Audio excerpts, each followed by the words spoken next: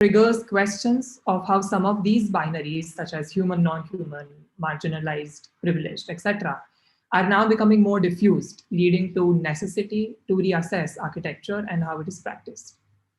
The shortlisted projects identify a set of design approaches that represent a diversity in their role and stances as an architect, the various schools of thought, modes of representation, and hence act as catalysts for a multifaceted and enriching discussion.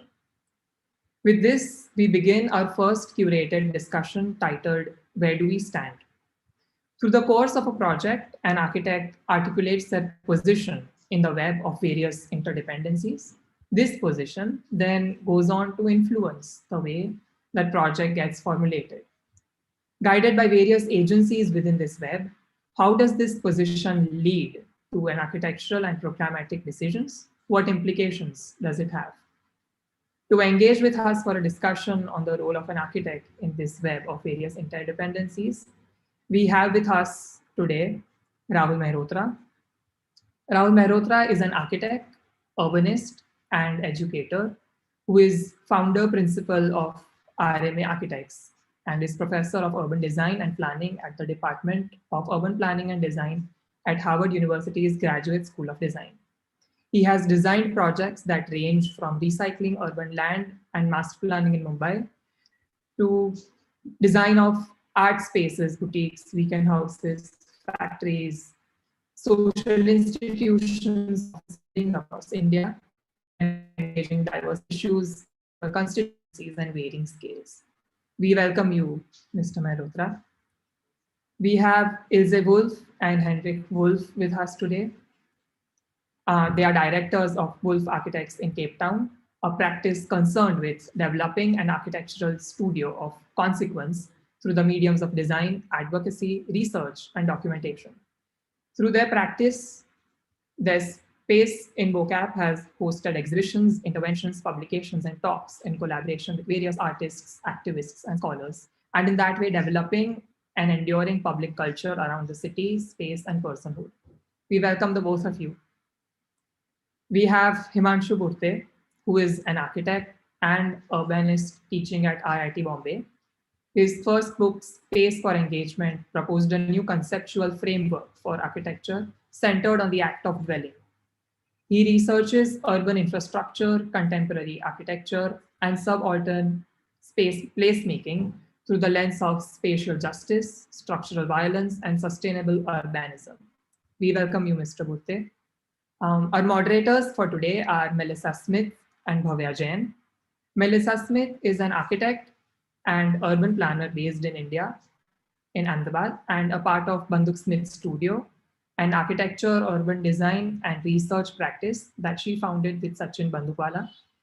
Their work engages processes of making through research on unique construction methods, both institutionalized and inventive, and build projects that explore the boundaries of material and craft in the context of contemporary Indian construction. As program chair for the new undergraduate bachelor's program in urban design, Melissa both teaches and guides the program development. We have student moderator Bhavya Jain, who is an architecture graduate from CEPT University. She is currently working as a research and teaching assistant in the domain of architectural history and constantly strives to find the relevance of historic research in the realm of practice. And now for our student panelists who will share their projects with us this evening. We have Vaishnavi Kasibhatla, a final year student from Vadiyar Center for Architecture in Mysore. Her final year project titled Women and Participation in Urban Placemaking, Reimagining the Public Toilet, questions how architects can address the issue of urban sanitation, which is layered with various political, social, and economic influences. Joining us from Dhaka, Bangladesh, we have Rahat Ibna Hasan, a recent graduate from Bangladesh University of Engineering and Technology. Through their final year project titled Weaving Shared Reality, Rahat aims to enhance the quality of life of garment workers by collaboration among government, garment owners, and landowners. Dwij Hirpara is a final year student at CEPT University. His project Neighborhood Impetus for Time, Memory, and Change aims to explore relationships between time, community, neighborhood, and idea of public. Our fourth student panelist is Preethi Sara Mathew, a BArch graduate from Marian College of Architecture and Planning, Thiruvananthapuram, Kerala, and is a research intern with Jugaad Delhi. Through her bachelor's degree thesis, she attempts to understand the integral relationship between human psychology perception and build space and the various factors that affect it. Thank you all for joining us from different parts of the world and from various time zones. To give a very quick outline of the session, the first part of today's session will be presentations by 4 student panelists, 8 minutes each, with a very short break in between to clarify any doubts or key points raised. I would request everyone to abide by the time. The discussion will then be driven by moderator and all the panelists. We encourage the audience to post their questions in the Q&A chat box, and we'll take them up at the end of the discussion. And we'll invite them to switch on their videos. Interested participants and attendees can also request to join the conversation. So without further ado, I invite our first panelist, Vaishnavi Kasibhatla, to share her presentation with us.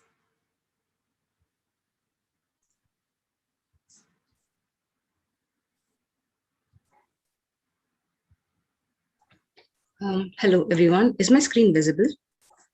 Yes. Yeah. So hi, I'm Vaishnavi from Bhavya Center for Architecture, Mysore. And my thesis is titled Women in Participation in Urban Placemaking through the Reimagination of Public Toilets. So my thesis started with the question, why can't women claim public spaces? When we look at this, like when we talk about gender, there are a lot of influences. So I started charting them out and wanted to see where I could intervene best to address the issue. I started looking for all kinds of data to understand what's happening. And I realized women do spend a lot of time in the public, but mostly for transit. Women often have to trip chain. They have to avoid certain spaces, have to take alternative routes. This also leads to a huge time poverty. Also, even though women are spending a lot of time in the public realm, they're not having good infrastructure to support them. So that led me to the question of the right to sanitation. A very important right, one which we often overlook. It's a right which taps into multiple other rights. And in case of women, it is much harder ask for some women. So sanitation, again, is a very layered issue. It has environmental questions. Where does the waste go? It has ownership and so who maintains it? It has gender issues. It has policy making issues. So I wanted to look at how I could use this opportunity to create better sanitation systems to help women come out and spend more time in the streets. I decided to try my experiment on urban, since our urban is rapidly growing and the density is becoming larger, and we need better infrastructure to cope with the issues coming up. So this is the direction my thesis took. So using gender and urban as my domain, I wanted to use the idea of sanitation to address the issues. So I decided to use Mysore as the lab for my experiment. So Mysore is a tourist and a heritage center. So it has a lot of tourists coming in. So there are multiple levels of social public spaces. One is a city center. The second is a leisure center for where the residents are mostly occupying it, and the residential areas. So I wanted to use a system of toilets which connect through all 3 zones. So the 2 places I simulated my project was the city center, which has the Mysore Palace, the bus stands, the railway stations. And the second one was a dense, low-income urban residential area called Padwarhalli. So I started charting out all the toilets available in the city and started drawing them out. And I realized there's a huge inequality in terms of the area and the number of units provided for women's toilets. Some toilets were not accessible. Some were even locked. So I wanted to see what can be done to make them safer and approachable. So I realized in order to make these toilets functional and safer, we need to attach them with some safety nets, a functional one and a social one. So I also realized we need 2 different types of toilets. One is a community toilet and second is a public toilet. So based on the community or the public toilet, we'll have to associate 2 social safety nets with them. So in zone 1 is the city center. It is where most people are coming because it's also the commercial center of the city.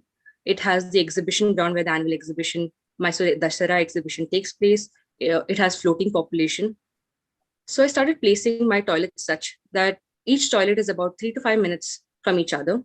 They're either attached to a public bus stand or a public cycle stand.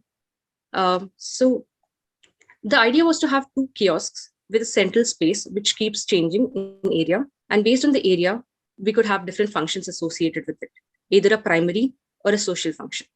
There are also 2 types of toilets. One is a regular unit, and the second is a universally accessible unit, which could also have spaces for someone, a tourist, to change, mother to take care of a kid. So these universal units would be placed alternatively. So this is a typical unit. I try to make them self-sufficient and also figure out where can the waste go. So identify 2 wetlands around the city where the waste again could be reused as manure for the nearby towns. Each unit also has a drinking water system, so the water again goes back into the system. So this is the site I used to place my toilet. This is right opposite to the Mysore Palace. This again 2 regular units with a functional space in between, which could in this case become an information center, since this is right in front of the exhibition ground. The idea was that this becomes like a niche for women to sit, hang around for a while, because this is a very open system and women are still connected with the street, but they also get a little corner in the city. The second zone was the dense residential area. I started identifying the microeconomies present in this area so that I could combine it with the community toilet, and so that it is active throughout the day. So I started charting down what are the microeconomies in this area, and then started placing my toilets again at walkable distances. So these 2 are the community toilets in this area. This area has about 50 houses with inadequate toilets. So I wanted to have 2 community toilets in this area. The site I picked is in a public space of this ward. It is also behind an important temple. So this area gets extremely populated during the peak festival time. This is also the main road which connects you to the bus stand, and it is right adjacent to 2 grounds, 2 playgrounds, which is dimly lit during the evening. So the idea was to create a split level multi-functional pavilion, which could house different activities of different women of different age group. The functional net I attached to it was a drinking water collection unit, so it becomes active throughout the day. And the social one was Mysore. So their flowers come to this area where women sit together and start making garlands and sell it back to the city center. So I tried to, and there were other functions like agarbatti making centers or papad making, so which also required drying yards. So I started combining all of them and tried to bring them. Also bringing the toilet on the upper level and the form of it gave me ensured that there was privacy for the toilets without having to add another layer of protection for privacy. They also face a washing unit where this becomes a social cutte, which also can be used to wash your clothes while you talk to each other. So I started charting different age groups who come to this area and different functions, and so that this becomes a center which is used throughout the day and communally used. And also this also ensures that there's some sense of ownership and people start maintaining their public toilets as a community. So so this is a typical unit. I try to make it very light and easy to install, so that when this is no longer required, this could again become a pavilion and all these can be removed and used as a different system. So coming back to the web, so I started to check back again whether I have made any impact on this gender web. I started jotting down the points. So the red dots are those which would have a direct impact because of installing a public toilet, whereas the gray dots are those which would have an impact because of decisions taken by design as an architect. I would leave you with this web, and thanks a lot for this opportunity. Thank you, Vaishnavi, for your presentation.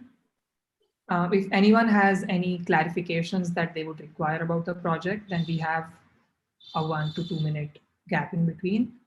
But if not, then we can also continue with the next presentation.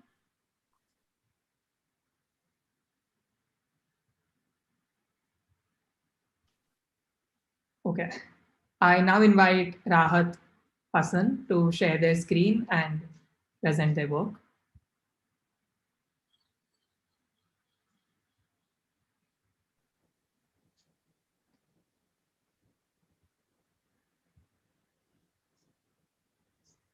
Is that visible? Yes, you'll have to turn on the full screen. Yeah. Yes.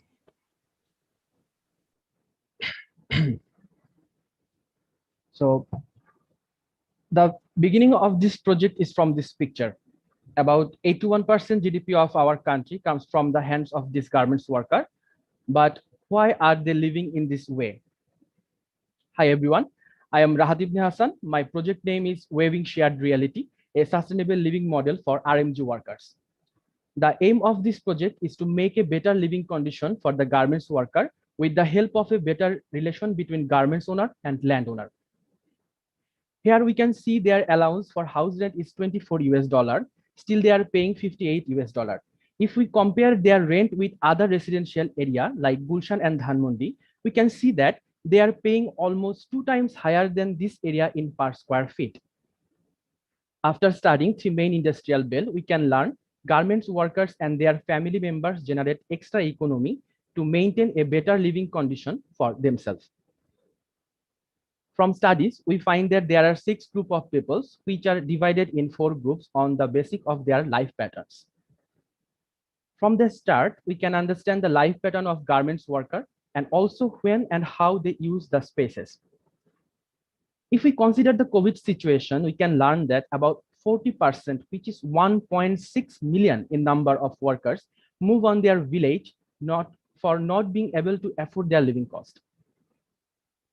By studying their homestead, we can learn that several people are dependent on a particular garments worker and they are bearing the monthly expenses and try to help out the family by involving in different works. If we look at their economic pattern, their money goes directly to the market, which never comes back. We can turn this to circular economy for their economic growth. If another unit is being proposed for extra economy, then the cost will arise. By sharing time-based use of those unused common spaces, we can be benefited. Here we can see what types of extra facilities they can have, how much space we need for a bed for 2 persons, and how much do we need for other furnitures. The answer is 11 feet 2 inches and 10 feet 4 inches. To reduce the construction cost, we need to separate it in 3 feet module. Then the unit forms about 12 feet by 12 feet. Here the panels for walls, windows, doors are made of CI sheet because of the availability of this material. Here we can see the space of one unit. Large storage space is needed for pandemic situation. And that's why 2 layers of storage is added. When 2 units share between themselves, some common spaces will be created which can be used for different purpose. Floor are also considered as a module so that it can be made easily. Now we have 4 types of units for 4 different groups, combining the service of common space together. In this exploded view, we can see the panels and structural elements. Hence, we can see how the modules are being arranged. Shared service is central point so that the units can be arranged in the parameter of this center to create some common spaces for economic purpose. When they live in their village, there are some case of access from one house to another that makes an easily accessible circulation. From this point of view, the vertical connection here are also made just like their native practice. To generate some extra economy, here they sell their own swing clothes. So there is some economic pattern and the panels can be used as an extra economy source for them. Now, my site is located in a growing industrial belt and this whole belt is being served by this particular zone. In further here, EPZ and other garments factories will be increased in a huge number. This economic plan is the most important part of this project. Here we can understand what kind of role architects have in this type of project. If it costs 100 crore taka to build the housing, the landowner can also go through a process by sharing the land with garments owner at 5% interest for every year. These loans will be given by JICA, ITCOL, or Bangladesh government. But how can we pay this 150 crore taka? If we look at the workers' house allowance, the monthly salary of 4 to 5,000 workers is 1.5 crore. It stands at 18 crore a year. From that 18 crore, we can take 15 crore in 10 years. The 150 crore taka can be paid. The remaining 3 crore taka can be shared among the landowners. As a result, workers are getting a better place in their house allowance. Their living is improving and the garments owner production is increasing. We can see the vehicular accessibility around the site. The road has been moved around the site to increase vehicular accessibility. If we look into the Moja map, we can understand the current road pattern and which places can be shared. From the study, we can see here people are gathering more and by which road they are moving more. The main spine road is generated from that activity pattern. The activity pattern of the spine roads can be seen here. Later, the modules are installed and that's where my secondary road networks come from. And this is the final stage of the master plan. Let's take a look at the main spine road. Let's see what kind of activities are going on. We can see the connections in multi-layers, how the shops and living units will connect it with the roads. Now we can see the axiomatic view of a cluster. It shows how these roads are connected, how the economic zones are connected with the market, how the multi-dimensional connection that is taking place through the vertical connections. In the section, we can see that the connections of workspace, living unit, courtyard, and vegetable garden. Here we can see how the alleys are opening into a courtyard. These open spaces are being used as a playground for children. They can be used as a community space as well. So we are talking about economic models. So their workspace and shops are being very important part of this economic model. Little things like the way they use the shops have been considered in this design. The modules can be added to become a big shop. That means there is flexibility. The elevation of this economic zone shows what kind of shops there can be, how the activity has been used in this design, how it's being connected to the above units. Looking at the sections, we can understand more about the connections of the roads and units with the shops. If we look at the code from the workspace, we will see what they are doing in their workspaces. In the construction phase, we can construct it step by step. If we want, workers of their family members can work in these phases. So I will conclude with this. We want to see the smiles on their faces again. Thank you. Thank you, Rahat. Next, we have Dwij, Hirpara. If anyone has any questions, they can ask. Otherwise, I would request Dwij to share their screen and start the presentation. I just have one question of clarification. I just, if I can ask Rabat to just repeat the portion on financing and ownership. I did not get that entirely. Okay. How is it to be financed? I know you spoke about it, but if you can clarify that for us. Who owns the buildings and how's it developed? It's actually owning by the garments owner and the landowner. And the financing situation is created by the governments and the JICA or ITCOL. It's the financial committee or organizations from our country. And also the government can help them to use or to get the money from this house. And I calculated the area of my housing project. So it's actually cost 100 crore taka. So this will get by the loan system of our country. So they are actually the government or JICA or the committee just give them as a loan in 5% interest of for 10 years. For 10 years. So, and I also told about it that how can we pay this 150 crore taka as we loan as our interest is 5%. So if we look at the workers' house allowance, the monthly salary of 4 to 5,000 workers, if we combine their uh, allowances for household, that is uh, 1.5 crore taka in per month. So if we calculate it as an year basic, so it will cost 18 crore taka. And if we divided this by the percentage of the payment of the loan, it will around 15 crore taka for the loans, and we have 3 crore taka for other purposes. We can use that as a payment for the landowners or other facilities. So we can actually use those money for the workers, which we are giving them for their better living condition, but they are not using properly because the house allowance is more than they get their allowances. So I just try to maintain that they have those allowances and the money, so they have, and in that money they can live better. Thank you. Thank you, Rahat. I now invite Dwij to share their screen.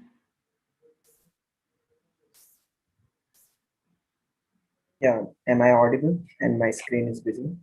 Yes. Okay. Hi, I am Dwij, and let's talk about neighborhood impetus for time, memory, and change. The presentation, sorry, okay. The presentation consists of the following: understanding architecture, values and choices, architectural elements and their manifestations. Second, understanding the neighborhood. And third, developing an architectural idea and language. Starting with a mind map here, which try to collate various ideas and keywords defining the very base of this conversation. Keywords such as defining values and choices, time and its material manifestations, the difference between people and public, and its negotiations that we encounter in our daily lives.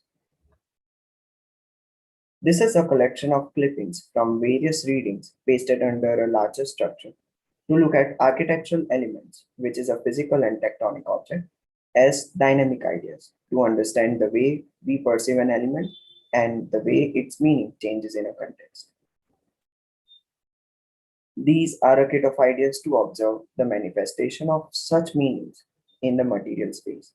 For example, how James Stirling developed a relationship with modern materials with the synthesis of materials of the past, hence creating a new vocabulary in the combination. Another significant part of this kit of ideas is our neighborhoods. They have notional boundaries, which are always porous to allow osmosis of activities to take place and adapts to an expanding culture. This is a map of Anand Gujarat. These boundaries are not solid. The neighborhoods that we realize today are an implacable form, like a fabric, which are made up of interdependent activities. Activities such as garbage collection spot or an inbound collective extensions like street benches were documented. These activities are formed by objects in the tangible space, and it was crucial to realize what surrounds it and the relationship they sit in. Exploring these networks and their boundaries, the neighborhood walks help to understand the multifaceted skin of the neighborhood. Then taking time as an intangible structure to describe an object's existence in this notional network, these accordion books help to understand the time-memory relationship with these points. Now, just like clock towers and gateways, intervening in the neighborhood with a set of follies became a form of visual connection and shaped gestures of an architectural event. The red follies respond to the existing activity events in the fabric. It is not an architecture to house an activity, but a thought object that enhances, plays, converses with the neighborhood. While the blue folly was a combination of ideas such as the political balcony and the social balcony, which dealt with the edge conditions of a public space. These rest between the individual and the collective, while superimposing ideas of intimacy and publicness at the same time. The students were finally asked to design a municipal ward office in an existing open space in the vicinity. However, the first design decision was to choose a site with existing infrastructure and reuse its potential. Through these thought objects and certain ideas of polarity, centric and multicentric of nature of living, at various levels of familiarities and unfamiliarities, a mind map was developed to understand a design standpoint. The idea of this intervention is to insert a pacemaker in the aging heart of the town. The site is an abandoned factory premise which once boasted of a landmark building in a much unconscious industrial heritage of the vicinity. In search of ideas such as transience and impermanence, materiality and memory, a volumetric inquiry was done in search of an architectural language by exploring, scaling, and composing fragments of the past. Hence, it is an ensemble to evoke fundamental memories of mechanization and habitation. Elements such as a wall were used as a connector of spaces and volumes rather than a divisor of space, hence, re examining the novelty of these volumes as a design tool. Introducing the municipal ward office as a machine that helps in retaining a versatile set of ideas, such as the idea of infrastructures of memory, while forming a new ethos in the neighborhood. The site edges are composed of municipal ward offices overlapping with other public activities. This edge allowed spaces and functions to open up and intertwine their engagement to the street and its surroundings, hence forming a language that interacts uniquely to both inside and the outside. The project setting allows people to walk through the public plaza while reminiscing and reviving the past to serve a present purpose. People form deep and emotional bonds with spaces in the community. Hence, native extensions such as a street bench in the neighborhood were formulated into the design. Interdependencies between the operational and user clients were determined at each level, leading to a condition where the internalities of the design determined the externalities. The notion of inside and outside, of front and back, and in between were opened up for the user's interpretation. While the diagram of the spatial layout here is therefore broken down into a sequence of revelations, transitions, and thresholds. Hence, through these theory design interventions, we were able to inquire about the concept of time versus space and its translation into material vocabulary by challenging the way we interpret meanings in the composite space. And here's a fresh mind map to continue the session. Thank you. Thank you, Dwij, for your presentation. If there are any clarifications or questions that anyone would like to ask, then we have the time for that.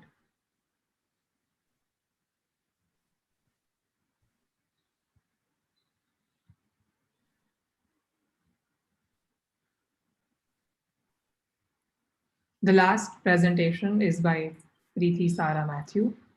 I will be presenting a video on her behalf, which has been pre-recorded because of her internet connection issues.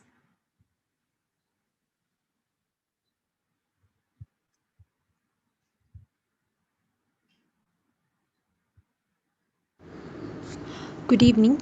My name is Preeti Mathew, and today I will be discussing the revitalization of dilapidated warehouses, a learning center for the urban poor in Mumbai.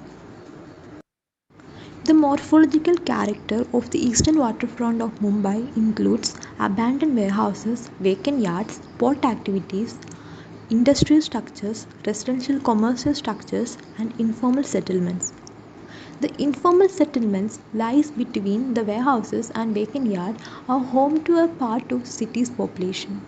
This informal settlement include informal housing of Tank Road, New Tank Bandar Road, Elphinstone Estate, and many other small clusters. The lack of education has left the underclass unable to acquire skills and are stuck at their primitive jobs, making it difficult for the group to step out of class solidification. Even though the government agencies are providing educational opportunities, the quality of education attained is often poor. Some manage to find basic schooling, pursue a university education, and are able to find a job that matches their qualification. But what about the rest? Tries to understand and answer the design needs that will fit this context, age group, social strata, and memory of the place. In order to understand a child's perception of space, the study analyzes the lifestyle, play learning activities, and living environment of the children. All the underprivileged children that attend school, the literacy escape by 50%. How does the quality in education manage to escape? The reason for this varies from poor living condition in slums to a system delivering extremely low learning levels. Quality education and literacy is poised to enhance Mumbai's economic growth and create a positive social outcome. Yet the city poses a unique challenge to delivering quality education to the urban poor. The NGOs operating in the nearby region with the aim of understanding the underprivileged children took a chance to understand the underlying problems in a personal level. Some NGOs offer free tuition facilities that support the regular schooling curriculum, while others offer creche facility for the young ones, so that the elder siblings can get to attend school. Inaccessibility of playground, toilet, drinking water, teaching kit, library, and teachers actually interested in teaching are some of the many reasons for lack of interest in kids, leading to dropping out of school and thus the poor quality in education. Let's take a look at the living context. The informal dwellings at Elphinstone Estate. The activities in this street varies across the day. For children, these streets are their primary context of play, socializing, and learning. The type of play varies from individual play, group play, social play, imaginative play, and explorative play. These interconnected mixed-use streets are the life of these dwellings. For children, it's a place for their football game, evening carom match, cricket ground, social meetings, and many other kind of cooperative independent plays. While designing a school for children from such a unique background, shouldn't these prominent features be elevated in the design solution? The site selected is allocated for educational purpose on the 2030 master plan by the PMC. The other factors include proximity to transportation network, informal dwellings within a kilometer radius, nearness to a historic landmark. The site located at Cotton Green has previously functioned as a cotton warehouse. The warehouse structure been abandoned since the decline of textile industry in Mumbai. The site consists of 3 warehouses and a dilapidated office structure located between the 2 warehouses. Since this post-industrial structure is also a part of city's collective memory, I decided on creating a new environment within the existing structure following the grid pattern of the pillars. The column grid became the reference for dividing spaces. The column grid pattern and space division created a street-like atmosphere which reminds the street in informal dwellings. Areas with dilapidated roof structure becomes the reference for dividing interior-exterior. In open spaces, activities like play, socializing and learning can happen. The street-like spaces connected the different zones inside the campus, which can also be occupied with major pedestrian movement, green cover, various social physical activity. A learning environment should support the social and creative needs of the student. The academic environment includes flexible teaching learning spaces, opportunity for informal learning across the campus. The learning space should allow children to experience scale relation, sensitivity to climate, allow them to play alone or in group, visual physical connectivity, presence of living, non-living things, and allow them to imagine and shape their play. The center has a creche facility so that the responsibility of the younger sibling will not be a reason for a child to stay out of school. Office structure become the transition zone between the community area and the school. This dilapidated structure hosts the function of a playhouse where children can engage in different play and social activities. The community house hosts the NGO offices and the skill learning center. The community playground is a place for play and festive gatherings. This inclusive learning center will help the group to adapt and grow instead of providing a typical structure which does not offer a sense of friendliness. I conclude the presentation with the concern: space is a rare commodity in Mumbai. Developers will be looking forward for a multi-story structure which accommodate maximum functions. In such a circumstance, how relevant is this concept? Thank you.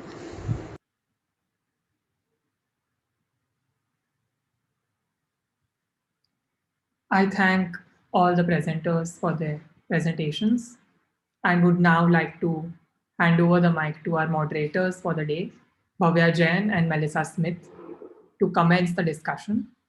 I also urge all the attendees to put forth their questions in the Q&A section as and when they come up to them, and we will answer those towards the end of the discussion. I invite Bhavya and Melissa to commence the discussion. Thank you, Akshay, for being the host. And also thank you so much to all the student panelists for presenting their projects.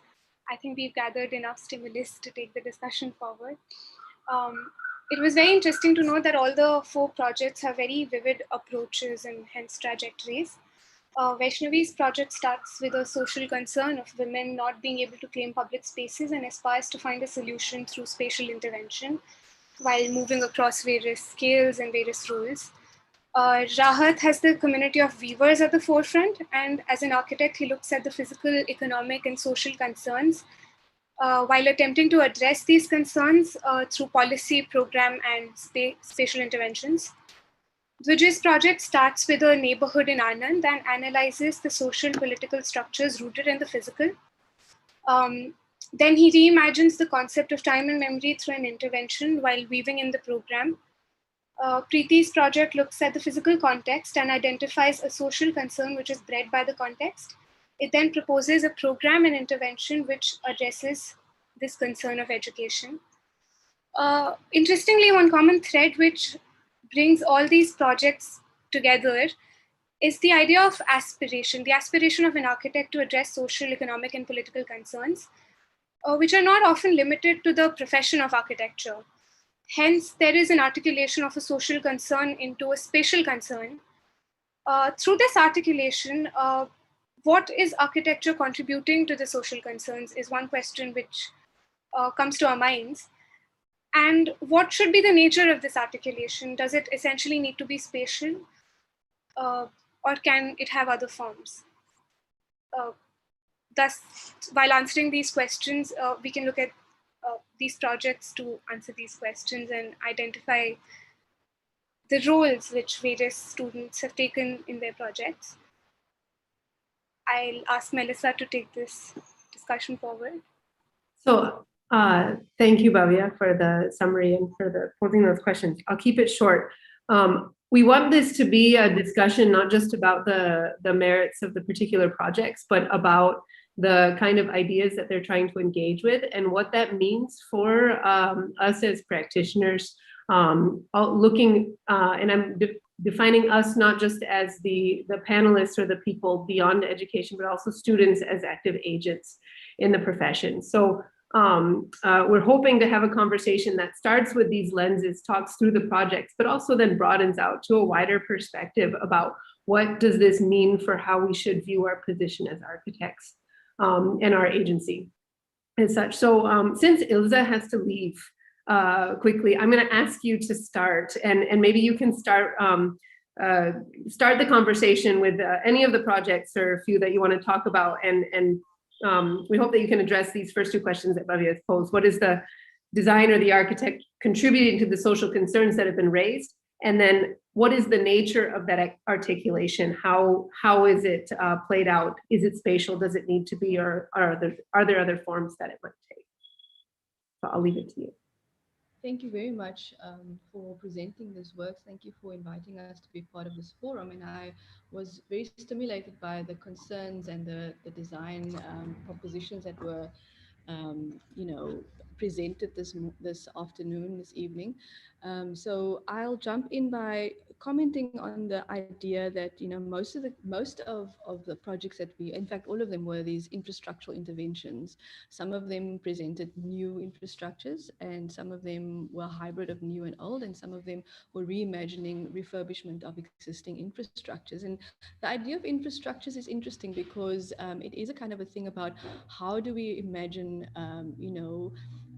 reimagine sort of new spaces within the pre-existing. But then I would also like to challenge what is the architecture of our engagement with not just the infrastructure, but the social infrastructure that's on the ground. I didn't hear a lot of presentations talking about how do you collaborate with people that are already dealing with these kinds of situations on the ground. And I'm not talking about professionals per se. I'm talking about, how do we interact with garment workers? How do we interact with educationalists? How do we interact with housing specialists? And how do we interact with municipal infrastructures?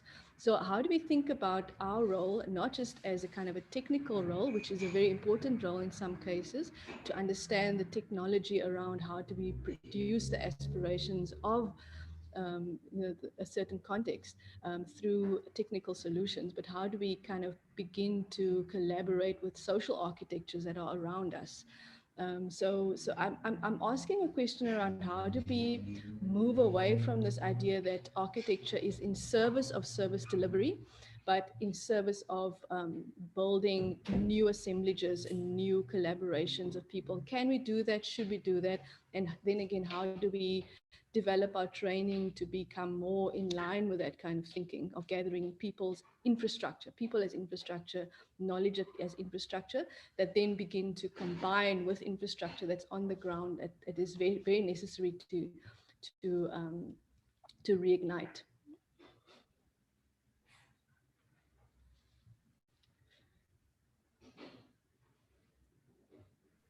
Thank you, Ilze.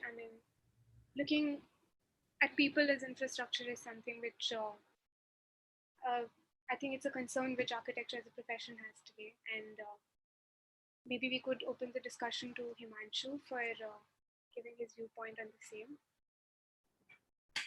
So it was really interesting to see these 4 presentations, and I will also build on what Ilze just said to some extent, but maybe also come at it from a slightly different angle in terms of much closer to the question, where do we stand? And while I was listening and seeing listening to the presentations and seeing what was being done, I was kind of looking for a literal answer to that question, right? In each case. And it's actually it struck me that these, in some sense, these presentations open up a useful insight into some of the possibilities that are there within the existing frame of how the architect as an institutional fact, I might say, is defined, but also they illuminate the limits, the hard limits on the imagination that this institution of the architect places, even on the imaginations of students. Right? But actually, what is interesting is, in some sense, this is also a microcosm. These 4 projects of what we see in the world of practice and realized work, and in the best of the realized work. Let me add, so not just any and all realized work. So I'll just very quickly, I found that with Vaishnavi's project, she was actually, interestingly, part in a lived sense of the constituency that she is designing for. So the question of working with the people you are designing for, in one sense, within the limits of say the studio and her role as a student, I think was kind of she walked around it, right? And she actually occupied. She designs from the position of someone who might conceivably be some beneficiary, if it's a terrible word, but beneficiary of that kind of work. And I thought that was very interesting because she was able to then identify potentials, needs, and she really opened up a lot of space within an otherwise very ordinary and, in fact, peripheral piece of infrastructure. In fact, particularly in India, we know what our relationship with toilets, within the overall caste structure is. So, taking the toilet as a peripheral infrastructure of the home culturally, and also for women, I think she is even in the identification of the problem, there's something which is very, very interesting, and she has, I think, opened up some spaces. Preeti, at the end, was outside the communities that she was working with, of course, but sought to get into their lives in some sense. But that's where we begin to see the difficulty of actually stepping in, right? Though there was a very interesting effort made in terms of developing, say, the program, which I think very I enjoyed the effort. The details of it we can leave for some other time, but the effort at understanding what exists on the ground and then drawing out some kind of a program out of it, and thereby also and in taking that morphology seriously, thereby constructing some kind of ground of what is, say, good architecture out of that situation, right? Both as program as well as spatial arrangements within that warehouse. With Rahat and Dwij, the work on housing for the garment workers, I thought it was the kind of humanitarian architect who comes into an unjust situation, but remains perhaps at the role of the technical problem solver, right? Remains very much outside and has a kind of outsider sympathy relationship. And that's something that is reinforced, I thought, by the financing model, which actually is not developed from the perspective of labor at all, right? It is developed, as far as I understood it, keeping all the land, as well as land with the garment factory owners, and finance coming from the government. What is interesting is his own point about 80% of the GDP coming from the garment sector, presumably from the labor of all of these people. So immediately it raises the question is that 80% GDP, and even as an architect who perhaps doesn't, is not engaged with finance in a real professional sense, the question of social justice makes us ask, how come that cannot directly be drawn in, right? How come, what would housing be? How would you reconceive housing if you were to start by thinking of it as either as property for those who are producing that much of the GDP, or as decent living, along with decent work. And with Dwij, very interestingly, I feel that we are back to a version of the architect standing in society as a meaning maker, with a if I may say so, 1960s, 70s idea of what is the future, okay? And it's again, for me, where he's located as an architect is really within, he's speaking within the confines of the profession, really, right? He's speaking from that position. And we don't know, the question doesn't seem to arise of what is, if it's a meaning being made, what is that common language with the residents of Anand, right? In which the building is speaking, because it seems to speak a language that I can understand, having seen maybe a lot of architectural work over the last 30 years, and from that period. Right? So I think the positionalities I thought are very interesting as they emerge out of these very accomplished pieces of work. I mean, I'm really impressed by how much effort, thought, and not just into design. I am very far from being a fetishist of design, but thought into every aspect of the project that they're doing is really marvelous, right? So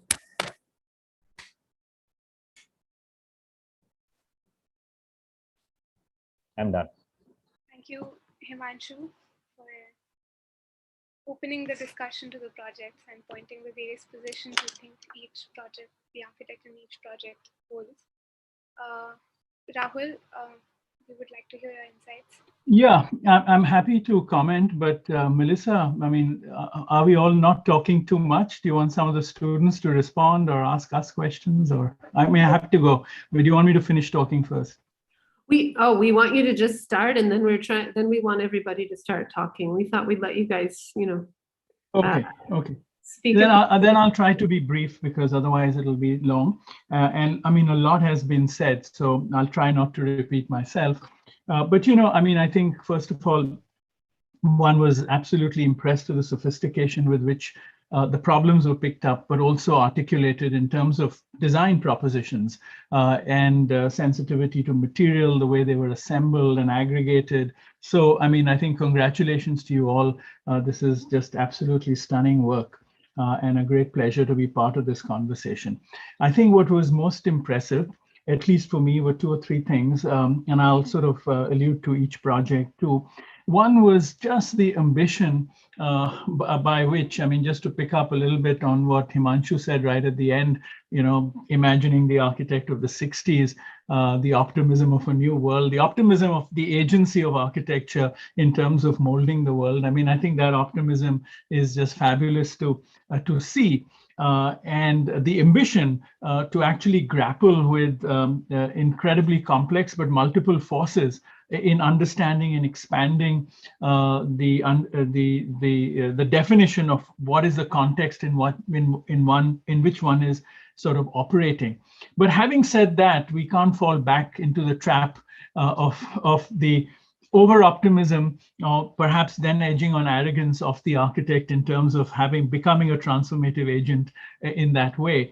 And that's where I think implicit in everyone's comments, and I think especially when Himanshu was beginning to allude to the constituencies, it becomes a critical question, because who are you serving, for whom, whose voice are you representing, and how are you synthesizing those multiple forces without creating privileges implicitly or by default, right? So, I mean, I think you've all chosen to pick up complex problems, actually wicked problems, and use the agency of architecture and architectural imagination and form to try to address them. So let me just sort of share my observations on the individual projects and just sort of highlight what I thought was important. And these could be questions we could perhaps talk about.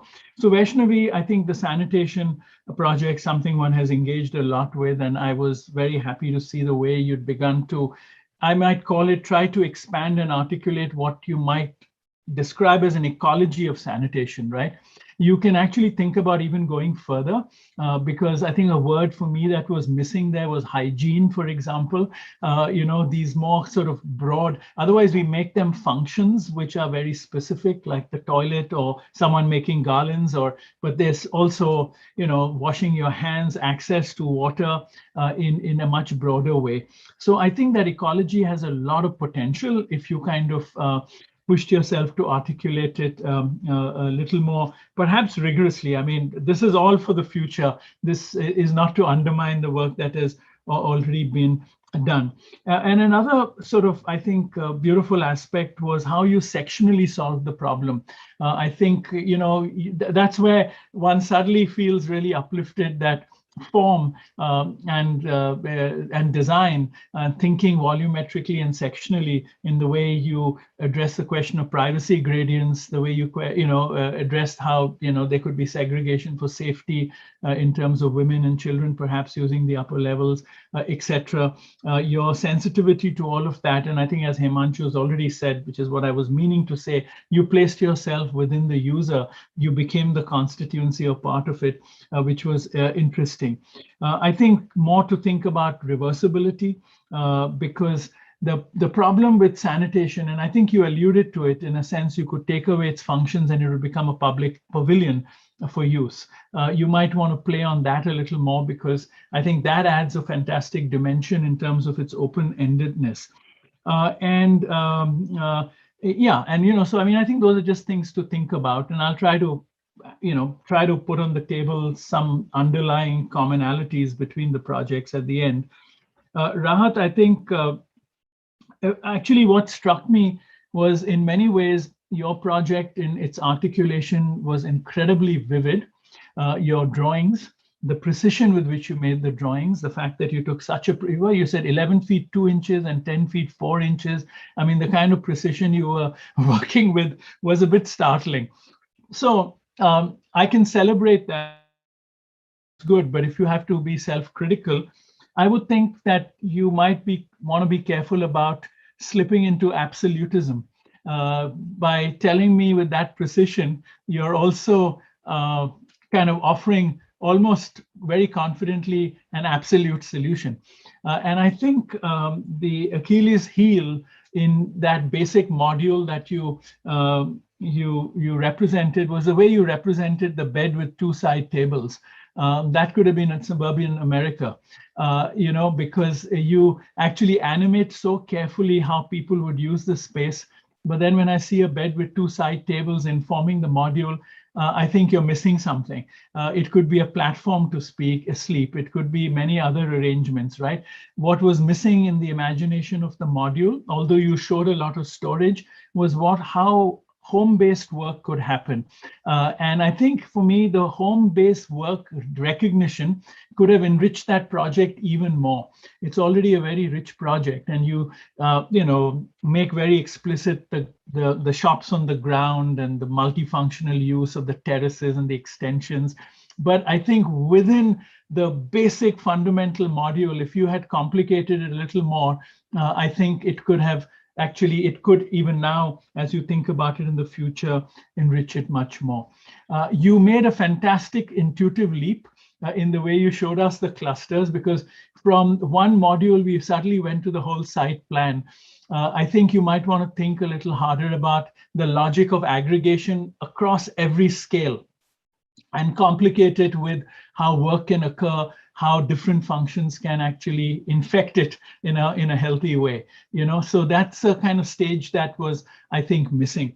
But I think you made such a beautiful intuitive leap that it was very convincing, but I think it might inform you more consciously in other ways. And I'm really, what I'm doing is articulating process, really, than anything else. It's not a comment on the beauty of the design and its representation.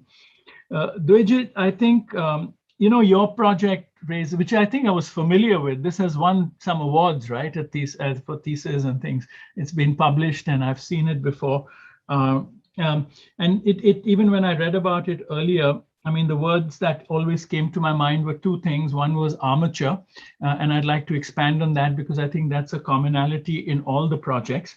But also, Devesh Kapoor, who is a scholar, writes on India, well, socio-political stuff. But, in a conversation he had once posed to me the question, he said, shouldn't we be thinking about how the state should look? And he was talking about how by default, little police thanas in small Indian towns, which just by default have a courtyard and verandas around it, and people are sitting in fact. He said it's such a more comforting moment than the way we are making police stations today. And he was just sort of asking this question, how the state should look. And now we have, with the central vista, with many government projects, that's becoming a very big question. And I think you touch upon that in a very beautiful way, because what you do is you show us how the state could look in a democratic moment, in a way that it becomes armature for memory, for association, for associative values, but also becomes a process which allows it to mold itself over time on a temporal scale in very interesting ways, and perceived differently by different constituencies depending on what they're going there for, where they're entering. It creates the possibility of multiple associations, which allows the state really to dissolve into communities much more easily in terms of how architecture can respond to that. And I think that's something you should be, very conscious about. In Preeti's project, I think Himanshu's already articulated this better than I can, but I think really for me, the constituency and that sort of disjuncture becomes very clear, although it's a sophisticated proposition. And I think the only other thing, being familiar with the Eastern waterfront, is that it perhaps needs to be informed by speculations about what can also happen with that context, and that might inform the project in much more kind of meaningful ways. So in short, I think the 3 or 4 underlying things, again, sorry to be repetitive, is infrastructures, as Ilze sort of brought that up, the notion of social versus physical infrastructure, the notion of monofunctional infrastructure versus multifunctional infrastructure, the notion of how infrastructures get embedded in societies and physical fabrics. And I think design can play a big role there. I think Dwij's project is very much about that, in my view. And then I think becomes the next one is, I think, the question of constituencies, which is what is the agency of architecture, the architect in that particular context, which is, if these are context specific questions, even agency.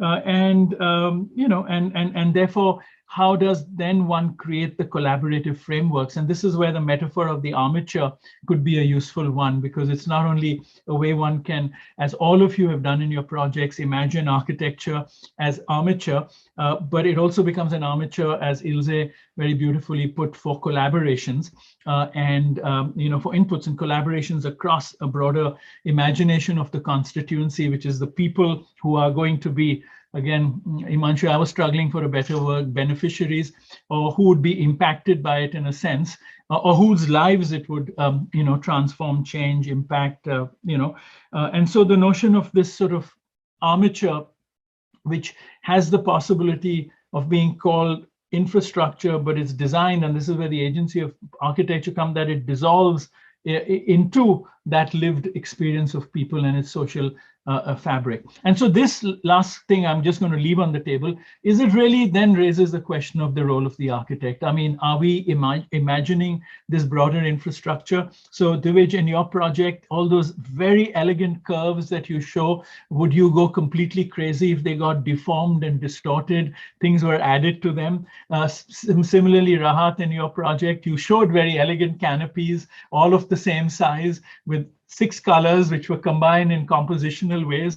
But if people put thatch instead of those beautiful fabrics, would you go crazy? So I think the question then for architects is, how does one allow life to corrode architecture, and what does that corrosion mean? And I mean corrosion in a very positive way, not a negative way, where actually it builds on the architect. And therefore the notion of armature, which all your projects actually really surface, is a very beautiful one, because it intersects in this way with the question of infrastructure, but also with the question of agency. Thanks, Rahul. I want to jump in here. And I want to move and pose a question that goes even further than this idea of corroding the architecture. What if the entire architecture is never perfect?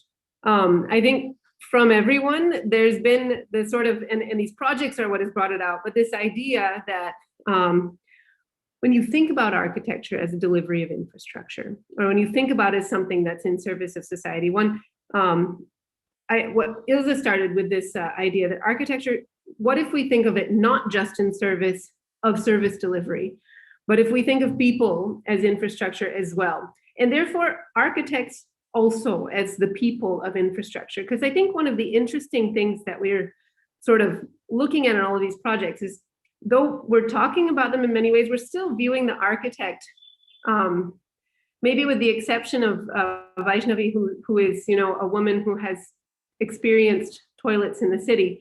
There's still someone outside who's creating a thing to which then life will happen. Maybe the process during, or will happen during, or maybe it will happen after. But what if we had to acknowledge ourselves as the beneficiaries of this as well, right? We build projects, they benefit us. If somebody gets a great public toilet project, it'll get published around India or the world. It raises their profile as an architect. That's not an altruistic gain, right? It's something that we're active agents both in providing service to solve problems, but also getting ourselves, strategically placing ourselves in the game of recognition, which is where our career trajectories can go. So one of the, and Himanshu, I really liked what your comment that the projects show the possibilities, but they also illuminate the limits of the existing framework. And that is, and to me, that is that question of, or one way of looking at it is that question of what is, who is the architect serving? Rahul brought that up as well. Who are you serving? Who are you representing? Well, at the same time as you're serving someone else, you're representing yourself. So a question that I would want to ask to maybe move to the idea of how the project is produced is if students, you can also answer this or jump in, the presenters, I think you should contribute to the conversation. If you had to actually make this project, student projects suffer from something that the way that we put them together, you sort of have to work in isolation. You can reach out to other fields. All of you drew information from other fields than architecture to set up your proposition, to justify it, to make it legitimate. But if you actually had to be the one in the middle negotiating the project, and you had to work with other groups of people in order to make it happen, how would you position yourself? Where is the place that you would go? Who are the kinds of people that you would start working with or start thinking about? And that's something for students to answer. If any of the panelists want to offer a comment on that, like if these were propositional in a, not just in a student forum sense, but propositional as actual projects that could, launch their careers. Well, how might they need to think about them differently, or how might we place them in the realities of the network, the realities and the networks of the existing profession?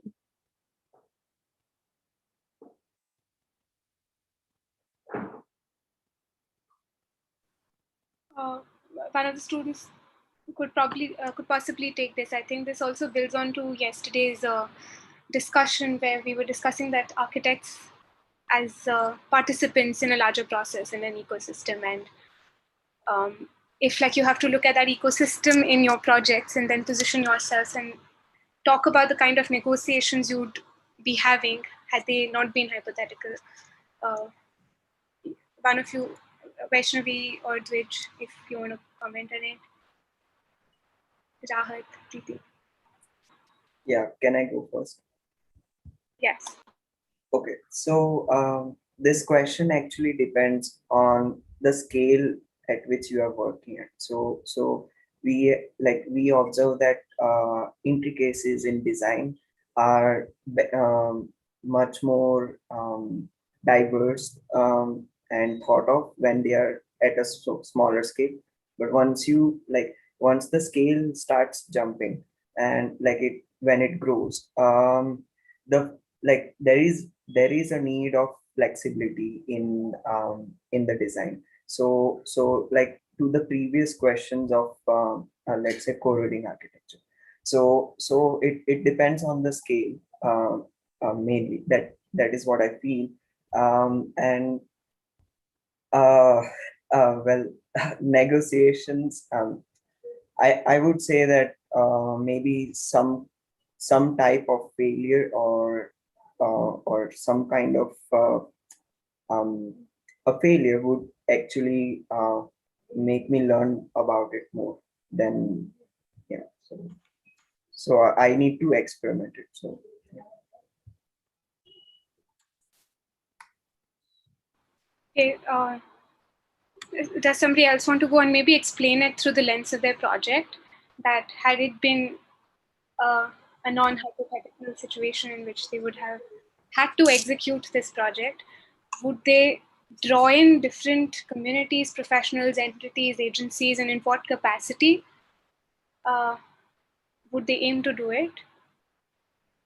What would they like? I think going back to Himanshu's point on limits of a profession, what do we think is what are the things which we are limited by, and maybe what are the things which we'll reach out for? May I go? I think in the case of my project, the first thing to negotiate would be with the city itself, like to get space, because like to plonk toilets, there is a lot of issues about where can you place them and how to go about it. And it's a very technical thing again. So you need to negotiate again with like ecologists to understand how do you, what do you do with all the waste, and where do you get your water from? So understanding all that. And there are so many other things like at policy level which you have to take care of. So I think if it was to and then communities, because many a times like this lack of acceptance for proper use of toilet and how you can build them, so then you have to negotiate with people to actually put in that community toilet right there, which is not hidden away but actually right in the face, and people would be, so that you can encourage more people to use it. So I think these would be the major concerns in case of the project I have chosen to work on. So I think that to start negotiating in a design process, first, fundamentally, we need to look at the functions to which we are designing. So, for example, a library in my city is a typical library with a lot of storage. But what I observed was that not many people use it as a library. Many people started using it as a working space. Students were working on their own. It became a place where people came together to read newspapers and chit chat. So then in that design process, I kind of started questioning, is the function that we are going to design relevant today, or should we rethink on the functions itself to negotiate with the users or the other networks of people?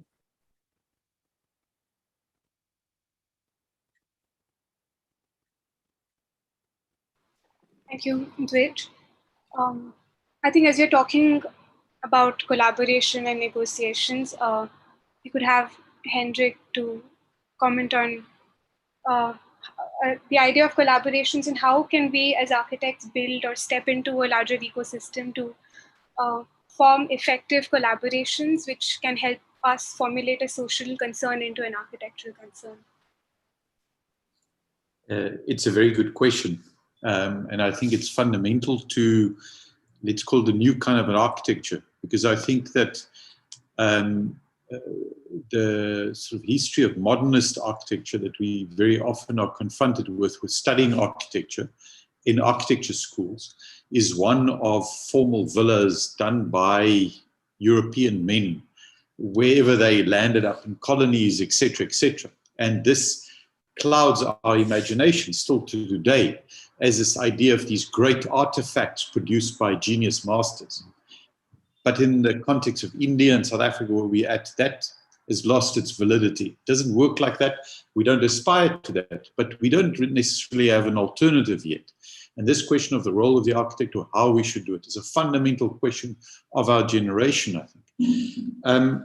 So one is, I think, we accept that we are in pursuit of something where we are not interested in the dominance of the artifact, but rather of the effect or the consequence of those things that we're making. It speaks a bit to the questions that Melissa was raising. This thing of, if there's too much of a focus on the artifact, you undermine the effects. So we want the effects. And the question is, could you set those effects in motion, either entirely without the artifact, say by giving people rights, like the discussion about the housing for the garment units? Could we just give them rights and development rights?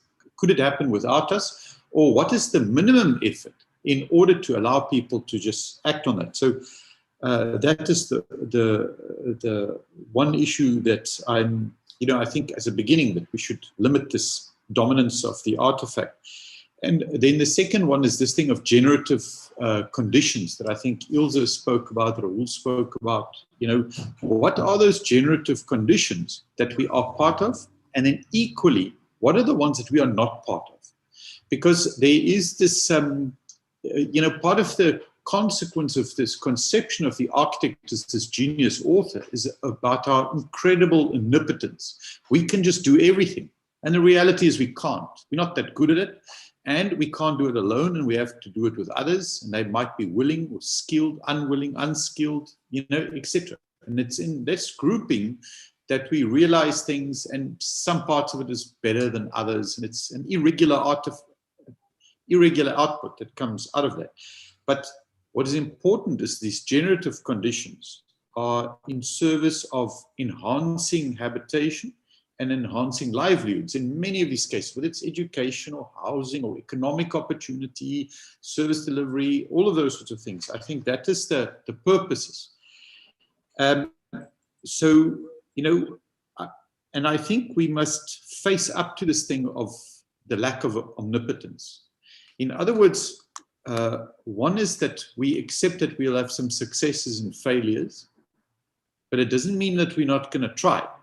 And I think that is a very important thing, because instead of this sort of incredibly rounded, complete object that we're going to put out there and you can publish, there is a sense that you're going to participate in this thing, and we're going to assist, work with groups of people to see how we can move this along. So one is that there will be a social context. There will be a bunch of people, and that bunch of people might be irregular. The classic thing is that you have a client who approaches you. But that might not exist in many of these contexts. It might be that there's a certain embeddedness that we are part of that leads to this process. And I think that's an important thing to understand. So, I think we just passed this age also of a conception of the star architect who gets flown to Hong Kong, flown to Tokyo, flown to California, and you just go and make your magic there. And there's an opposite thing that's emerging in a way of the embedded architect who sits and dedicates himself to a certain city in a dominant manner. It doesn't mean that they're limited to that, but there's a certain place which you really understand very well and you're working there. But it's not just understanding it, but it means that through various practices you are involved in. That comes now to answering your question. And there's something about saying is that as an architect, so you're not necessarily an economist, you're not necessarily a sociologist or whatever, but as an architect, what you get involved in is a series of practices and this thing of practicing architecture. And it's not just having an office and having a practice in that sense, but I'm talking about practice as exercise, like a gymnast who's going to do a double somersault off the high bar. You're going to practice parts of this thing so that one day you can do the double somersault and land on your feet as opposed to on your neck and break your neck. And that means you're not just going to do it once. So lots of these projects are done as if you're just going to do it once. And I think we must accept that if one dedicates a career to this, you're going to do it a few times. And in that sense, there's a sense of repetitive exercise that you're going to get involved in. And part of that repetitive exercise is research, where you say, I would like to be involved in housing for the garment industry, but nobody's appointing me. So then you go and you do research on it so that you do the warm-ups. You say, I would like to be this kind of person involved in this kind of thing. So it's that kind of thing. The other thing is you might start teaching at university where you experiment with parts of this thing through teaching it, or some kind of a grouping where you evolve that. The other one is real projects and being involved in it. And the other one is a public culture around it. So it might be that you get involved in activist groups who say agitating for sanitation in the city or education or whatever. And you just get involved. You don't get paid, but you get involved. I mean, you can say on one hand it's opportunistic to get employed, but it's another way of saying you embed yourself in it, that by the time people ask you for something, you've learned, you've done your homework, you've earned your spurs in a way, that you've educated yourself in the field that you would like to work. And I think it's that kind of sense of practicing to be involved. And that makes social connections. It makes intellectual connections and things, and it makes you more capable of acting. I think maybe that's the beginning of the conversation.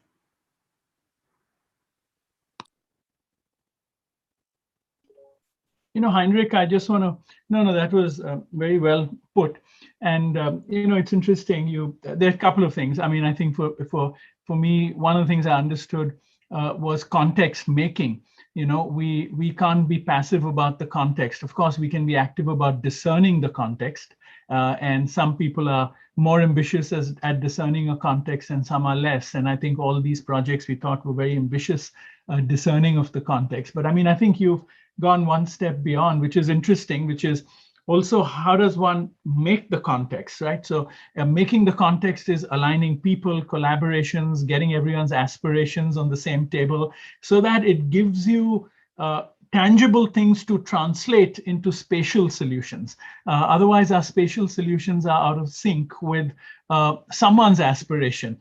And so, you know, going back to this sort of notion of the armature, which allows that to happen more easily, because the armature, in a sense, which I found as a device present in everyone's projects, allows for a kind of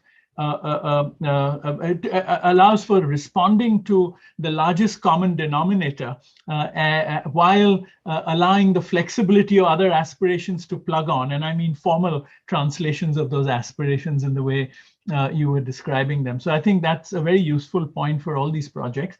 The other thing that I thought was very interesting is your analogy to the gymnast doing the repetitive things. And it struck me that even that is really the practice of architecture. And you started your comments by saying, what could be the alternate mode to the modernist, right? And clearly what you meant was what could be the many alternate modes to the modernist, not just one singular, so it's not a binary. And that extends to the notion of not going beyond the practice of architecture to asking the question of what is the architecture of practice itself. So you flip that. We keep saying the practice of architecture, but ask the question, what is the architecture of practice? And then it actually begins to answer many of the questions that you just raised, which is then it also then becomes an armature to see how research can become a process of inquiry, of expertise, which allows you the confidence to see patterns in society read through economy or through a social lens or whatever. And so I'm just sort of reframing what you've said, but I think it resonates very well with the project. So. And Rahul, I can maybe just add one more thing. This other thing of getting involved in issues is that it builds trust, both with collaborators, with beneficiaries, with all sorts of people, because I don't know what it's like in India, but in South Africa, there's immense distrust of professionals. People Absolutely. take us as opportunistic capitalists, basically. But by being involved when there's evidently no benefit to you, where you give your time, you give your insight, or you just keep quiet for 5 years, sitting in forums, listening to what people are saying, there's a sense that you are concerned in a fundamental way about people's faith. Yeah, but that's where I think, Heinrich, sorry, Melissa, just one, because this is an interesting, and I think it really has a resonance in all the projects, is I think, absolutely. And I think what I'd say here is, that's why the architecture of practice is very important, because we often also overstep within the alternate mode, right? So, I mean, I've written about this, which is, can we separate advocacy from the production of instruments for advocacy, right? I think we are better equipped through our pedagogy and our education to create the instruments for advocacy, which come out of exactly the process you're talking about: sitting, thinking, taking things in, discerning patterns, documenting. Those become instruments for advocacy. I've found in my experience, at least in my city, it's a massive overstep. There are people who we make the mistake of claiming a whole space. Then we become the ones who produce the instruments of advocacy. We're the ones who do the advocacy. We think we can do it all. So then another kind of arrogance in the alternate model sets in. And that also needs to be calibrated. And so it's not just about the alternate, but actually reading the grayscale in between.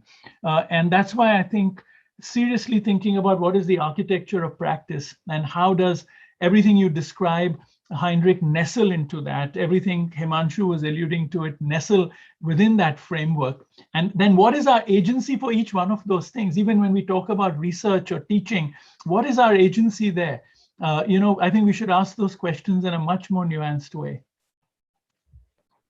I just want to come in quickly to kind of build on, extend, and perhaps hopefully hold a foil in some ways. I think the question of agency is central here for me in different ways, because the way the profession or the professional self image of the architect, of the serious architect, the committed architect, whatever adjective you like, is set up. It is at the center of every spatial initiative, every spatial practice is the agency of the architect.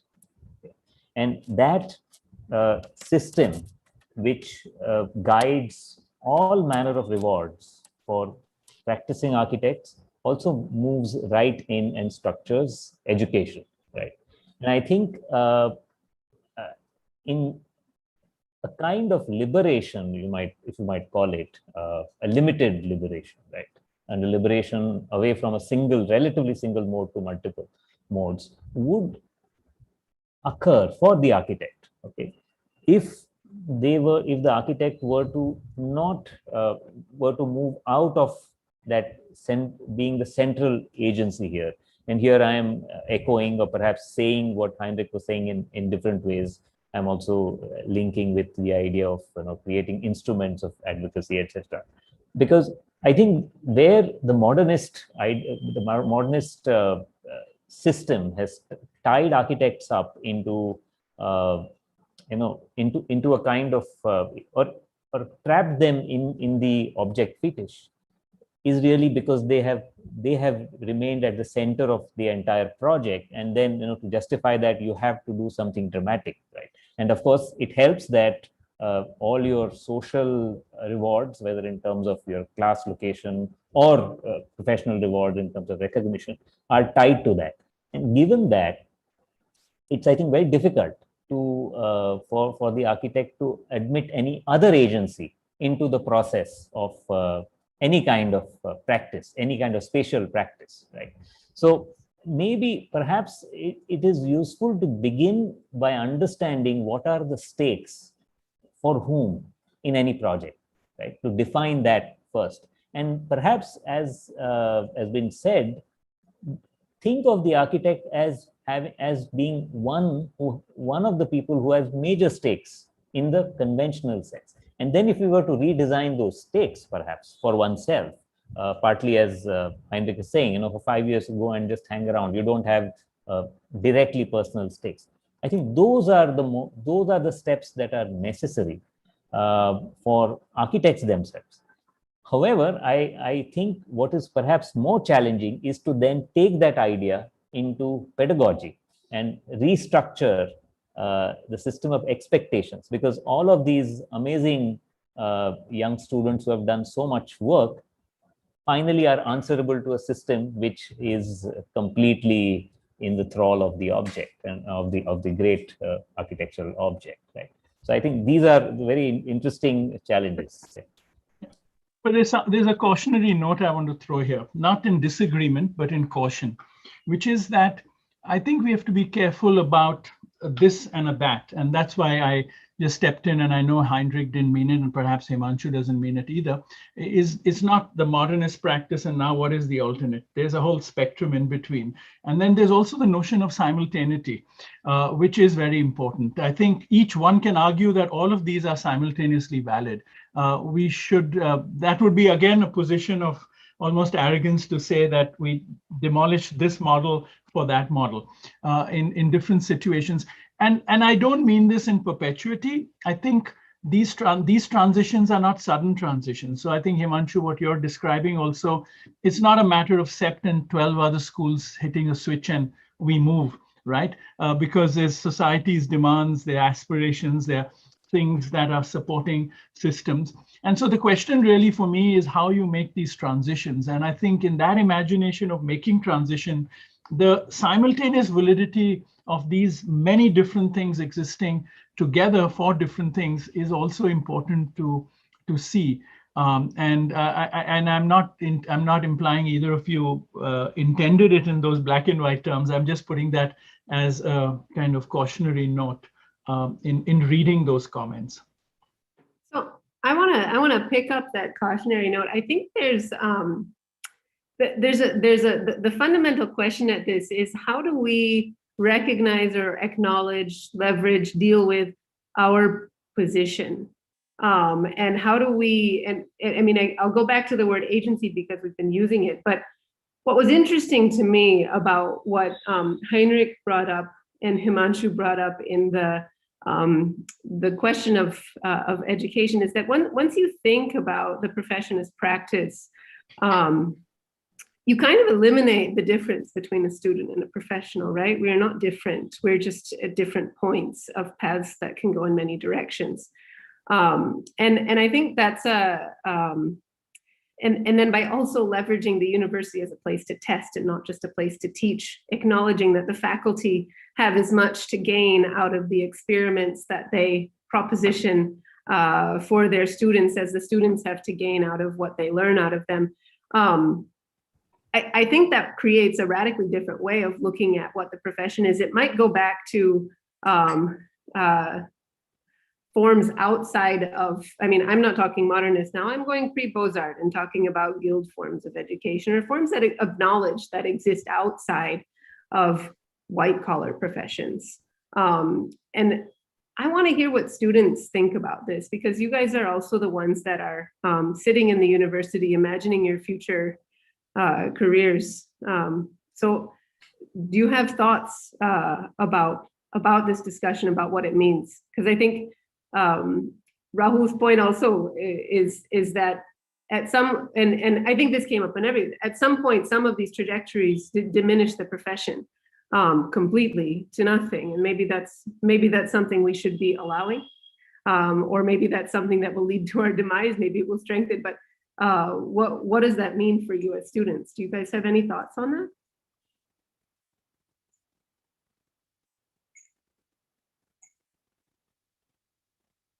Or are you hoping for the return of this architect? It's a fun life. Maybe while they're thinking, I'm going to just jump in. Again, I've been thinking about what Heinrich was saying and even what Himanshu sort of alluded to. And I was just trying to think how one could frame it. So, if one, because I think we're all reacting to the artifact. I think in all our comments, we're reacting to the autonomy of the artifact, right? As a kind of very narrow proposition of what our agency is. And so therefore, if we see our role in, I'm thinking on my feet here. This is nothing that one has said. I'm just responding to everything. Is if one thinks about us as as agents, let's say, for lack of a better word, who help, who assist, facilitate, let's say, society imagine better spatial possibilities in which societies and communities can form and live in its broadest way, which then becomes interesting platform to think of all these wicked and difficult questions everyone thought as being a forum for resolution, where as Heinrich said, what is we are very stuck with the consequence of the artifact per se. But if we look at these other processes and look at space more broadly, it gives us much more liberty, freedom in terms of addressing issues all the way from equity to justice to amenities to service. And so I think maybe the artifact as a protagonist is really the culprit here. And we have traditionally been focused very much on it, and which is what I think I was understanding Himanshu's comments, whether it was peer recognition and all of that. Then finally, it's the artifact that's tangible enough to be judged in a sense, right? And that may be problematic. Sorry, that was just an icebreaker, that's all. I also, of course, have a slightly more radical thought there. I think the artifact has arrived at the center, has been put at the center as a result of a certain societal shift, which we don't quite see clearly, in which the architect is a kind of it's a not inelegant word, but a kind of instrument, at least an agent in the not the free agent sense, right? And I think it's interesting to examine that possibility and even examine the possibility that the star architect, who we all may love to hate, is himself or herself really another pawn in a larger game. And we all are, I'm not denying that, and we all are agent at the same time. But it would be really, I think, interesting to play a little game of figuring out what if this and what if that, and if we change these arrangements, and if we imagine a different structure of social life, which is the only way to really be optimistic in these lovely times, then how would we, where would the architect be? And I think the artifact is part of the problem, certainly for architects, of course, a big part of the problem. If I could add a comment, just a very quick one. More than a question, this is like a comment coming from an anxious young graduate who's still not figured out. It's just been a month.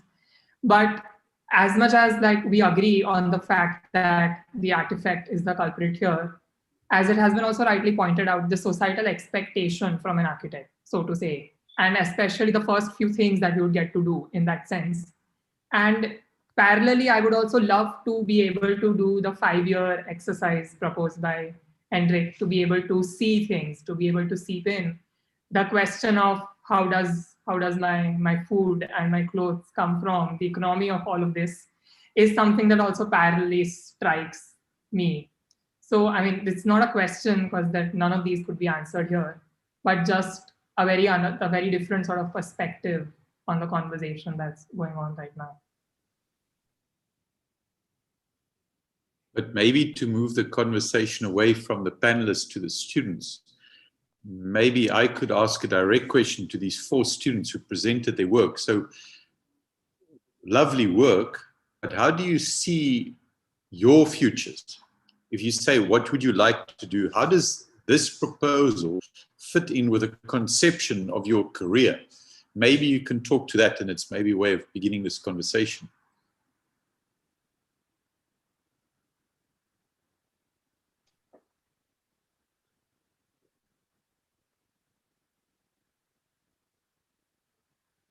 maybe each of the students can just go and, just in a minute, just give a short account of, how do they see this relative to their sense of their careers.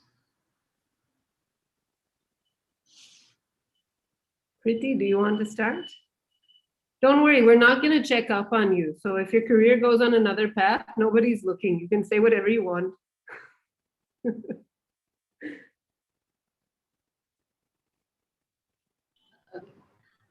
In my project, I try to draw some conclusion.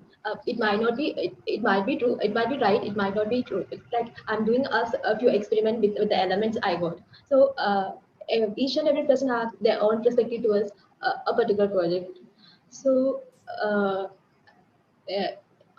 outcome different based on the elements we use to examine, and it is not necessary that this is the right one. So in my project, I did the role of an observer. These are my observations, but if while doing my project, I felt like in this particular context for the children, the NGO members have much more design thoughts about the particular school than my researchers. So like I'm in the middle of like, am I doing the right thing? Am I just drawing a few conclusions with the little elements I got? So it sounds like your project brought more questions than answers, which is probably a good thing, no? Rahat, Dwij, Vaishnavi, do you have any thoughts about how your project positions you for the next phase in your career? Well, I wanted to actually I want to take this idea forward and be more ambitious in the way I involve the communities to actually and bring them into the making of this public toilets, because I think one of the biggest reasons for the toilets to fail is lack of ownership. And so I want to take it a step further and explore the other layers which I couldn't touch upon in this limited time. So yeah.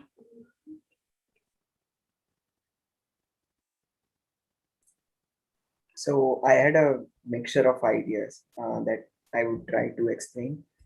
One is that with the number of people graduating each year, there's this question of how do we stand as an individual, or should we stand as an individual, and how could we look at collaborations and networks of architects itself.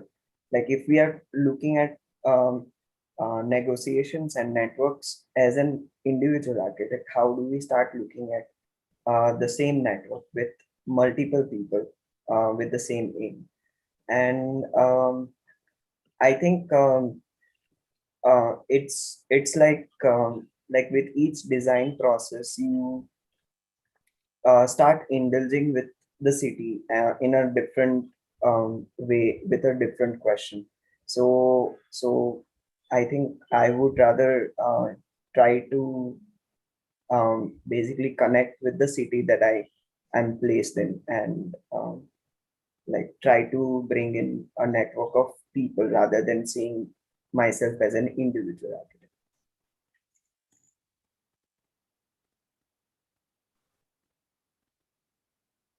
Rahat, do you have? Yeah.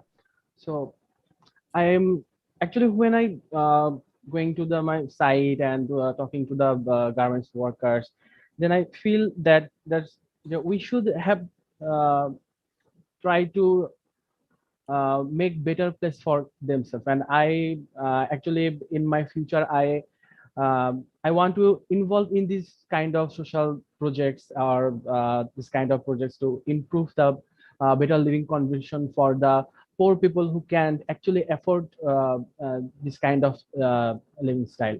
So I want to try to enhance their life or better life for themselves. And that's I think so. Hendrik's question is particularly intriguing because, and also like leaves, I think, most of us speechless because in 5 years of college, when we have most of the projects which we work on them individually. We don't really get to collaborate with people from various different backgrounds, or we don't really get to talk to a lot of stakeholders. And then suddenly the need to embed in a context after graduating becomes pertinent because we're quite aloof from the context before. And something along similar notes, Jagdish has asked a question. Maybe we could ask him to come online, and then we can have one of the panelists answer his questions.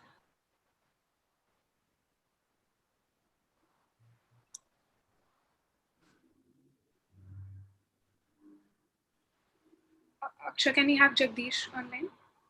Yes. Meanwhile, I'll just say his question. He can elaborate on it as he joins. So how does the idea of an architect's role as an embedded person in the communities, galvanizing the potential contexts and co-working with an involved across the hierarchy should inform the pedagogy of teaching architecture?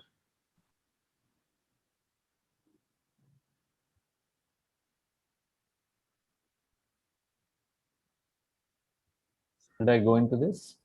They're coming? Please. Yeah. So I think there are many different things. It's a very big question, very important question. I think there are at every level, from rethinking the architect as a constellation of skills, values, and theories, rethinking that thing that you seek to produce, through education. Terrible words again, but some rethinking of that is very important, perhaps, because as it stands, particularly in India, but I guess everywhere, the architecture begins and ends with the craft of an object. And what is very interesting is what it responds to is entirely fictional and it's entirely schematic, right? The briefs that are given and so on. So clearly what is important there is the object, and that we have already spoken about. Right? But what lies under and what underlies it is the idea of what kind of a person we seek to have as a consequence of the education.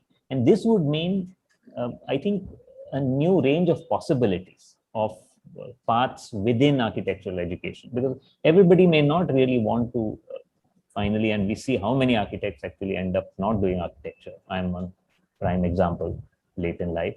I think there we might find different, even different educations within architectural education. Right?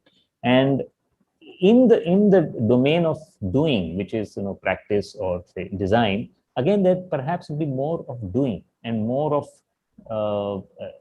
direct engagement, maybe in small things. So I think there's a whole the entire, from starting on the center of the set of objectives that architectural education is involved in, and the assumptions about, for instance, creating having someone who graduates being capable of producing something alone, and so on. I think perhaps we need to rethink the architect itself, himself or herself. If I can maybe just pick up on that comment, I appreciate what you're saying, and I really liked what you were saying before about the system of expectations set up by university. Now, you can do whatever you want. All university education set up some system of expectations. You cannot teach without setting up a system of expectations. But, at the most basic level, what happens is a student perpetuates the systems of expectations for the rest of their career. And I can explain this by example. In South Africa in the past year, we unfortunately saw the passing of two architects who were both 95 years old. The one being a very successful commercial architect, but doing actually very terrible work. And the other one being quite unsuccessful commercially, but doing very beautifully crafted work. But both of them, in fact, reenacting the system of expectations of a 1950s education. And even when they practice in the 21st century, they are enacting a 1950s expectation of an architect. And it is quite sad in a way to see for all their skill. So the very first kind of overcoming of that system of expectation is to say, I have to forget everything that I've learned. Now, you sometimes find very skilled people saying, no, everything I learned at university is useless. I had to forget it. But I find that boring, to be quite honest, because it's a negation only of what you've been learned. So there's not a productive reimagination. It's just this thing, it's like, oh, it was a bunch of idiots who taught me, I have to forget it. And I would like to suggest a third way, and this thing of your own re-education, that you're saying to yourself is, as I move forward, I worked out what it is that I would like to know, and I re-educate myself in a field in that I would like to be. And it's a comment that, I hope I'm saying your name correctly, is Dwij. Am I saying it right? Hirpara. You made this comment about, this collaborations and so on, but I would suggest is that that's not just a sort of free, open-ended thing. It's in a way, like if you're an artist, they say you've got to develop a style, a language of drawing, so that it's recognizable and so on. You can't just be everything all the time. You can't be a heart surgeon, a brain surgeon, working in a community clinic. You can't be everything. It's just humanly impossible. And in some sense, you need to specialize, but not as a brain surgeon of the upper cortex. I'm not talking about that kind of specialization.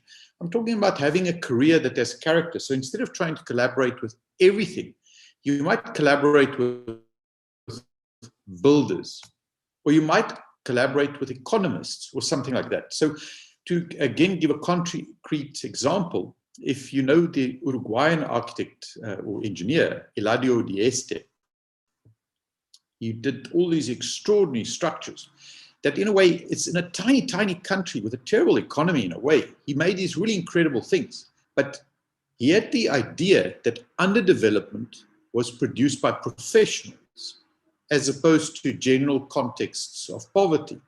He said that professionals limit their imagination, and they limit their imagination for the implementation of their ideas, and hence they blame their society. And he's saying that's a false setup. So he was an engineer who designed his own buildings, and then he started building them. That's the significant thing I want to talk about. So he became a contractor in order to realize his ideals. Now, it might be that you say, is in order to understand housing, I need to actually begin to talk to people who are involved in urban land justice and the economies of land ownership, or the financing of housing. And that is what I'm going to do. I'm not going to collaborate with just everybody. It doesn't mean that they might not come in and out of teams. But in order to advance a certain agenda, I got to find a partner. It might be that you fall in love with somebody. I mean, I've got a partner that I fell in love with. I first loved her, then I started working with her in that order. But you can fall in love with somebody, you can meet somebody, you say, geez, they're just so productive, I've just loved working with them.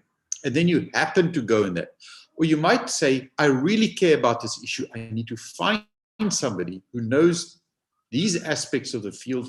I'm going to actively look for business partners in order to advance this thing.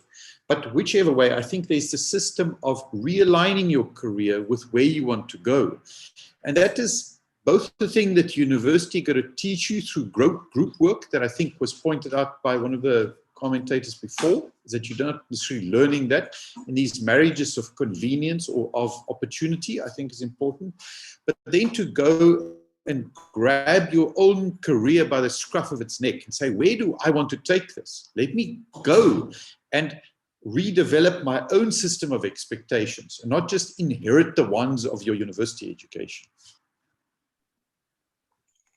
I'm gonna use that answer and tie it, because I think you started to answer one of the next questions, Heinrich, from Devolka Salwani, who has asked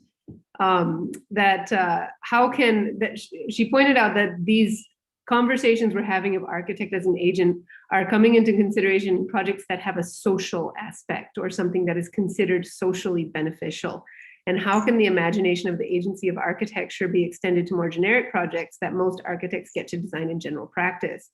And I think I'm going to sort of speculate on your answer to that, is that there's no such thing as a generic project, is that we have to recognize what projects are. And it's not that projects need to be for an underserved community or in a particular, you can also take a career, as you, and this is why I brought this, a career that works with builders or developers and gets really good at housing and the efficiencies of housing and how to do that. That's a, incredibly necessary skill, especially here where we have scarcity of affordable land and high population densities to house.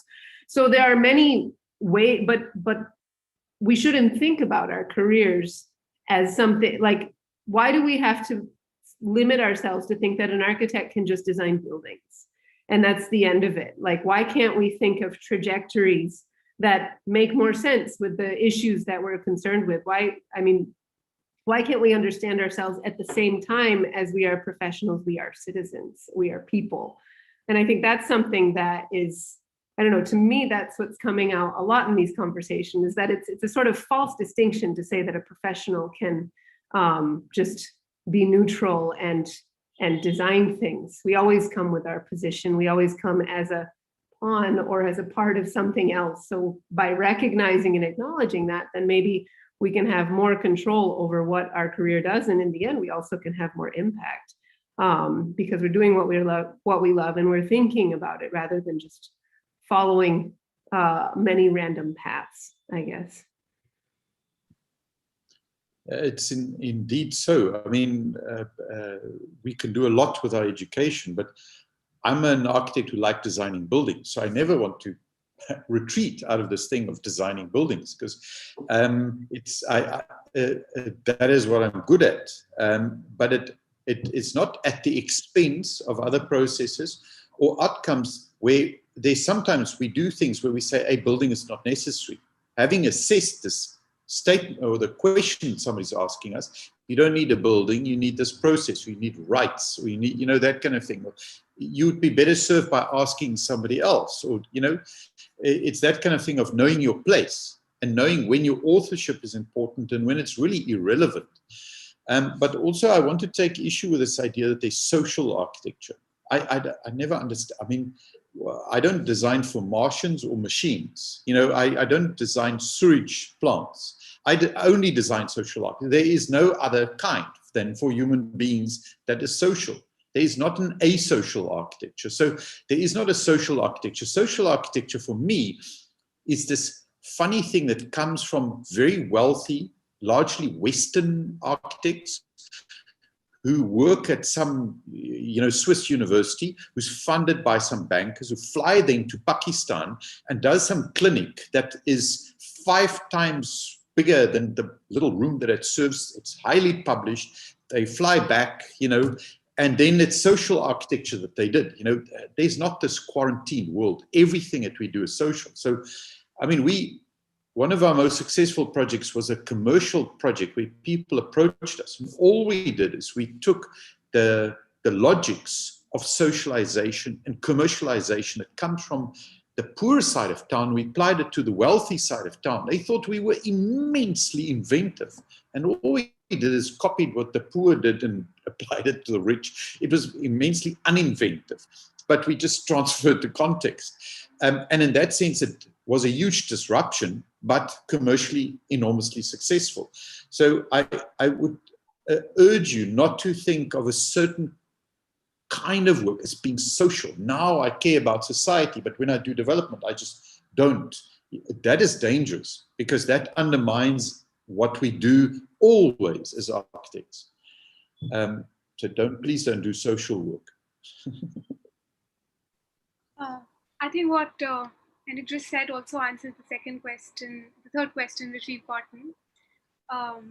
Like this distinction between like having a distinction. So what's more vital or need of the time, architect for the community, the poor, or architect with a monocentric approach for the rich? well-equipped and dedicated mentors and gurus or passionate pupils. And I think considering, like, I think from just taking in from Hendrik's discussion on not taking the binaries at their face value and being able to bridge the gap between, architects for the rich and architects who do social projects and architects who do generic projects. It would be interesting if maybe one of you can throw some light on the second part, which is well-equipped and dedicated mentors and gurus or passionate pupils, because I thought we dispensed with all binaries. yeah.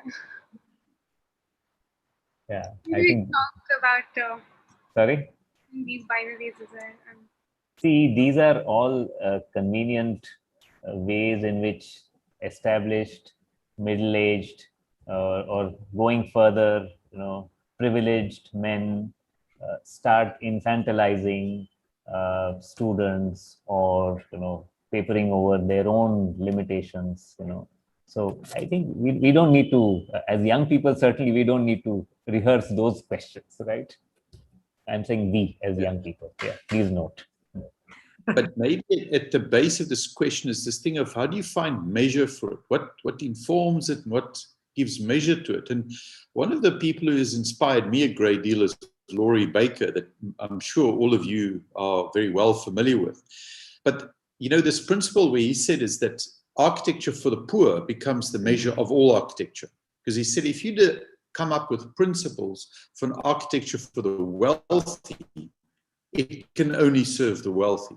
But if you come up with principles that work for the poor, it can probably serve all of society. And that is a very interesting, it's one, there are multiple such measures, but it's a very interesting measure of how do you locate yourself in society to say, but I really got to understand how this will work for the poor so that it could work for all of society.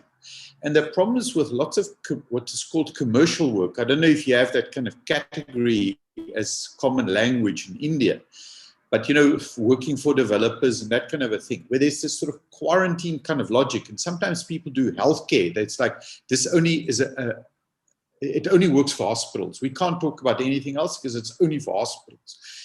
I also don't buy any of that stuff, but there's something about finding kind of a measure of what it means to work in a place. What does it mean to be a very powerful person in that place? What does it mean to be a very powerless person within a place like that?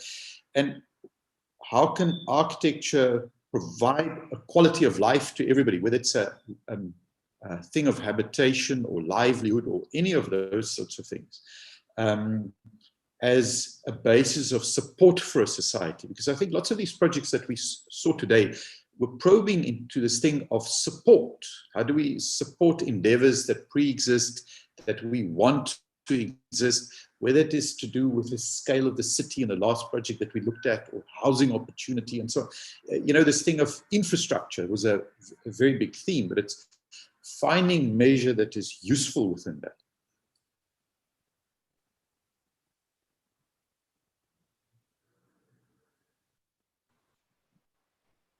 There's some really interesting points out there.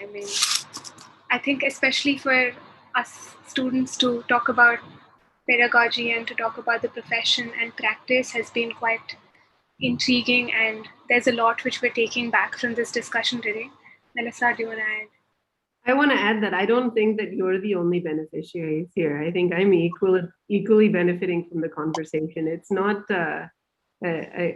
I want to keep hold of that. That's come up many times. I think we're all in this interrogation of ourselves together. And I don't think that we should say that because you're a student, you have less perspective.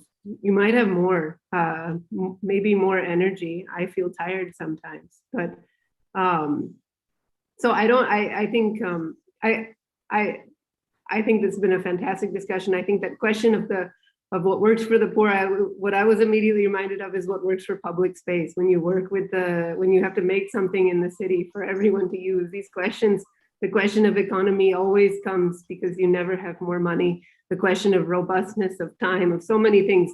It's a huge challenge. And I think I mean, the context that most of us are coming from, I guess right now, there's so much opportunity to innovate and think. There are just so many places where we can simply move in that direction. There's so much room. I think Dwij brought it up. There's so many architects graduating today, and if everybody tries to follow that same path that you're supposed to, I know the firms will get thousands of applicants, and you'll try to get a job and all of that, but you don't have to.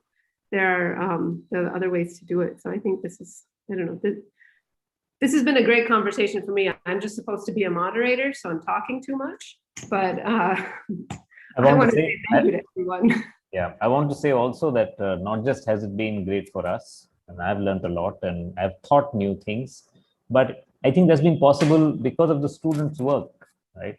So we have engaged with it with the same seriousness that I would engage with, a very well-known architect producing. That's because of the quality of the ambition and what they were seeking to do, right? And I think that is, I just want to underline that very much. So we are great. I'm grateful for this discussion and been able to see this work and hearing Rahul and Hendrik and Ilze.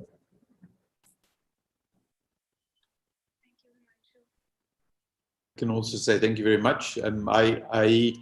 I think that there's an incredible standard of this work. I was blown away, I must admit. I looked at this and I thought, wow, are these students that we're looking at? This is really incredible stuff. And I think, that to extend that comment about practicing is that part of jumping off the high. You try, you hope you're going to land on your feet. You don't always, but there's something about saying we got to just try. And if we try hard enough, sometimes it results in real flops. But I have a sense that people are trying very, very hard, and I would encourage you to keep on trying, even if it leads to disaster. Sometimes it's part of getting into it and seeing what you can advance. And all the best for what you do next, and the next, and the next, and the next one with us. I'm looking forward to hearing through the grapevine what you all got up to. Thank you, Hendrik. Over to you, Akshar. Yes. Okay. So formally, thanks a lot to all of you. And personally, I think one of the comments that I made earlier also, by the end of the discussion, there has been a lot of room to act, and it has sort of portrayed the tremendous possibilities, as Melissa also pointed out. And hence, I think it's most definitely going to stay with a lot of us. That would reflect on, I think, obviously after immediately as well, and also after some time. And that's why I'll end this by thanking all of you who have joined us here and also on the YouTube Live. And I urge everyone to join us tomorrow at 2 p.m. IST for an engaging conversation with Jonathan Hill, and a D-Talk at 6 p.m. between Namrata Kapoor and John Palmazino. And hope everyone has a good evening and a good night. Take care and see you guys again tomorrow. Thank you. Thank you.